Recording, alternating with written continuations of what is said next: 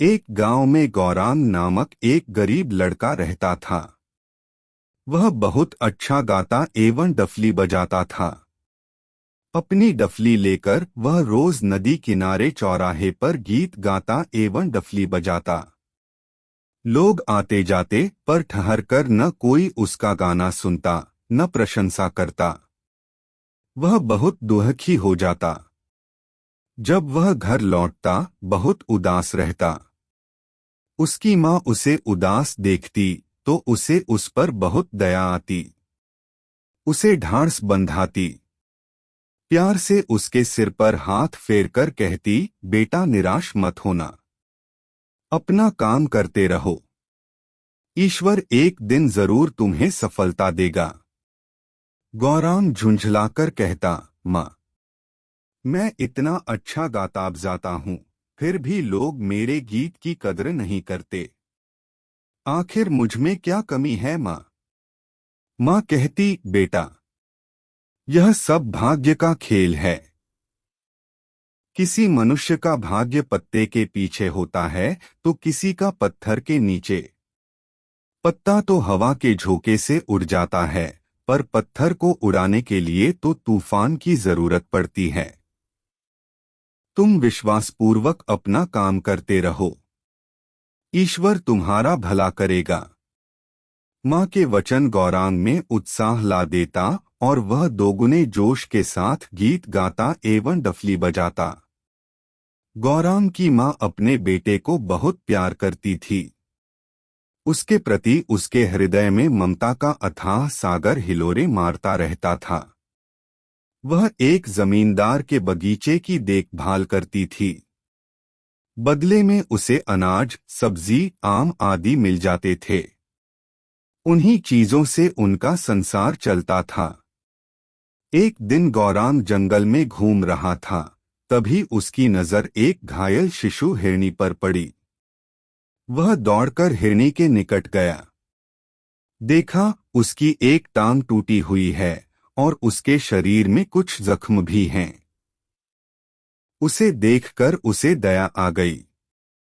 उसे उठाकर वह घर ले आया और अपनी माँ से कहा, लगता है किसी जंगली जानवर ने इसे घायल किया है। इस हालत में यह जंगल में मर जाती, इसीलिए मैं इसे उठाकर ले आया। माँ ने कहा, बहुत अच्छा किया बेटा। गौरांग उस शिशु हिरनी की मन लगाकर सेवा करता।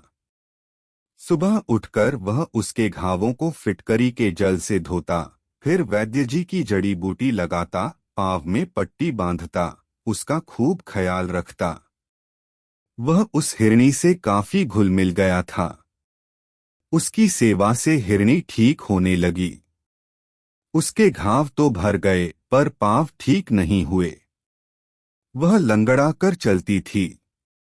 हिरनी से गौरांग को इतना अधिक लगाव हो गया कि वह दीन दुनिया से बेखबर हो गया। अपनी माँ को भी गौण समझने लगा। इससे उसकी माँ को बहुत चिंता हुई। एक दिन जब गौरांग घर में नहीं था तो उसकी माँ हिरनी को जंगल में एक सुरक्षित स्थान में छोड़ आई। घर आने पर गौरांग ने अपनी माँ से जब हिरनी के बारे में पूछा तो उसने बताया कि वह इसके बारे में कुछ भी नहीं जानती है। गौरांग द्वारा बार बार पूछने पर भी उसने अनभिज्ञता प्रकट की। गौरांग अत्यंत दुखी हो गया।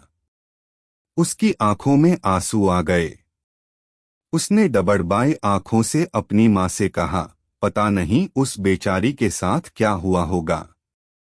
अभी तो उसकी टांग भी ठीक नहीं हुई थी। वह तो ठीक से भाग भी नहीं सकेगी। जंगली जानवरों से वह अपनी रक्षा कैसे कर पाएगी? उसकी माँ अपने बेटे के दुहक को देख दुहखी हुई, पर उसे सच्चाई बता नहीं पाई। उधर गौरांग खाट पर बैठा केवल आंसू बहाता रहा। उसने खाना भी नहीं खाया। रोते रोते रात बीत गई। सुबह पीड़ा से व्यथित हो उसने अपनी डफली उठाई, चौराहे पर गया और अत्यंत तल्लीन होकर गाना गाते हुए डफली बजाने लगा। डफली बजाने में वह इतना तन्मय हो गया कि उसे समय का ध्यान ही न रहा। जब उसने गाना समाप्त किया तो देखा कि आसपास भारी भीड़ इकट्ठी हो गई है और उसके सामने सिक्कों का ढेर लगा हुआ है और लोग वाह वाह करते हुए तालियां बजा रहे हैं। उसे लगा कि वह सपना देख रहा है। वह अवाक चारों ओर देखता रहा। धीरे धीरे भीड़ छंट गई, तब उसकी मदहोशी टूटी। सामने पड़े सिक्कों को समेटकर वह अत्यंत प्रसन्नतापूर्वक घर पहुंचा। खुशी से झूमते हुए उसने अपनी माँ से कहा, माँ माँ, देखो आज मुझे कितने पैसे मिले। आज तो सब लोग मेरे गाने पर तालियां बजा रहे हैं। कुछ तो रो भी रहे थे। माँ ने उसे अपने हृदय से लगा लिया। फिर बोली, बेटा, जब भी मैं तुम्हारा गाना सुनती थी तो मुझे है। आज से तुम एक सच्चे गायक हो। गौरांग अपनी माँ से लिपटकर रोने लगा।